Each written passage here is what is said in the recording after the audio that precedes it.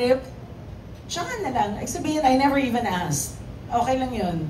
Sometimes, the director itself, magiging reason na for you to accept. True. Sinabi ko ngayon, ha? Ganda na sinabi ko, ha? Bawayan na.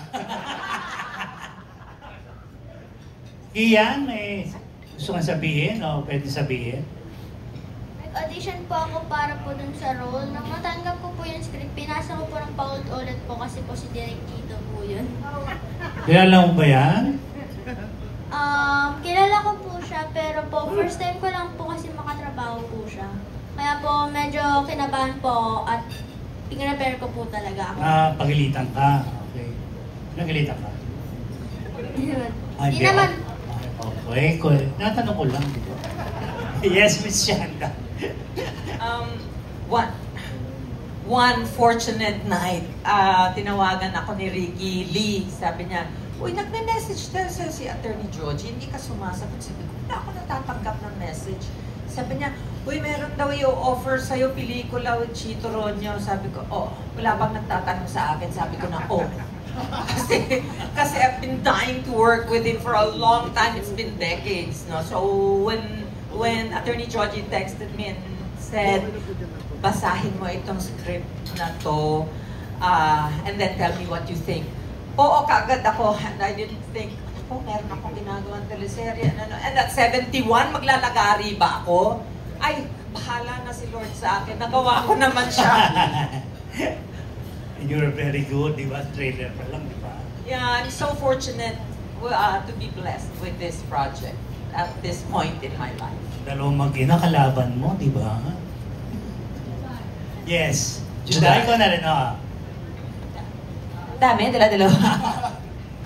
Well, ako kasi nasabi ko lang kanina, when si Direk Chito, actually nag-message muna siya, nagpakilala siya, siguro nakalimutan niya mag-mail number ko pa siya, Kuratsa ang tawagan namin. Oh, okay. Sabi niya, hi, Judy Ann. Judy Ann pa yung tawag mo sa akin, di ba? O, di niya lang, di na maalala. Si Direk Chito Ronyo ito, may I call. Sinagot ko lang sa kanya, Kuratsa! Abay, oo naman. Tapos sinabi niya lang yung sa akin na, nangako ako siya gagawa tayo ng horror, gawin na natin. Okay, go. Si Attorney Georgie ang producer, si Chris Martinez ang magsusulat. Okay ka? Okay, go. Tatapusin ko lang yung Bagman, okay lang ba? Okay, go. Okay, go. Tirahin na natin to. So, basically, again, kagaya na sinabi nila Ate Janice and Tita Janda, hindi mo kailangan malaman kung ano yung synopsis ng isang pelikula o ng isang proyekto. Kung malaki ang tiwala mo sa main foundation ng pelikula eh. So, sila yon Attorney Georgie, Direk Chito, and Chris. Sila yung talagang anchor ng pelikulang to. Kami naman yung ano lang eh. Kami ay characters na binuo din nila. Isinabuhay lang namin. So I am so very lucky na nakasama kami, magkakasama kami ng mga artistang sa isang napakagandang pelikula that's for 50th Metro Manila Film Festival. It doesn't always happen. It will never happen again. Etong ensemble na to, ilalabang ko to. I mean, we really had fun working together. Bundat na bundat kami sa bawat araw ng shooting namin. At para kami hindi gumagawa ng horror dahil tawa kami ng tawa. Actually, doon lang naman kami na-award ni Direk eh, kapag nagchichismisan kaming 3, 4 pagkasama si Uge. Pero ang saya ng pelikulang to. Kasama ka. Kasama ka raw. Kasama ka. Pasimuno ka din minsan. Yes, LT. Nung first in-offer sa akin ni Attorney Georgie ito, parang ang sanabi niya sa akin, parang hindi pa ako sigurado. So, yun yung nalatag niya na hindi pa ako sure ha, na ano, Matanggapin mo? Hindi, Ikaw? na ako, okay. hindi pa ako sure, something like that. Pero kung gusto mo, ganyan-ganyan. And then, ang ending, ang sabi ko sa kanya, I am willing to wait. Maghihintay po ako para sa project na ito.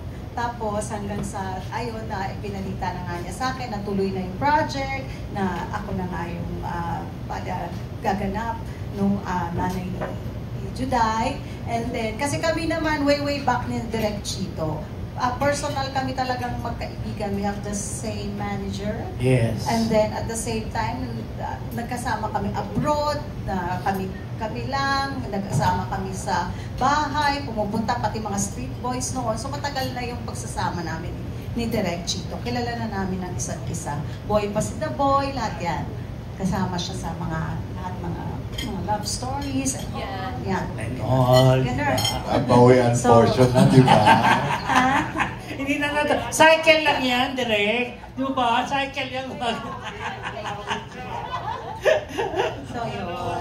So yun. Kaya kung mahal niya kami, mahal din namin siya. Di ba ito mo? Yun. Di ba? Yes, ikaw na okay. Why will you say no to Chito? Wow! Di ba? Are you out of your mind? Next. Okay na ba, Direk?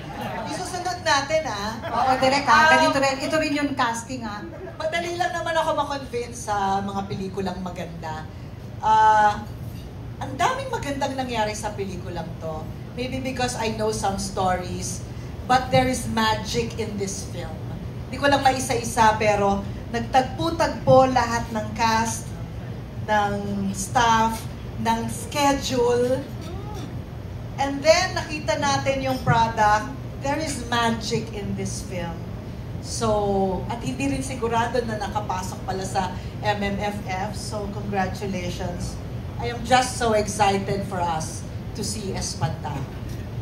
Thank you, Pasimuno.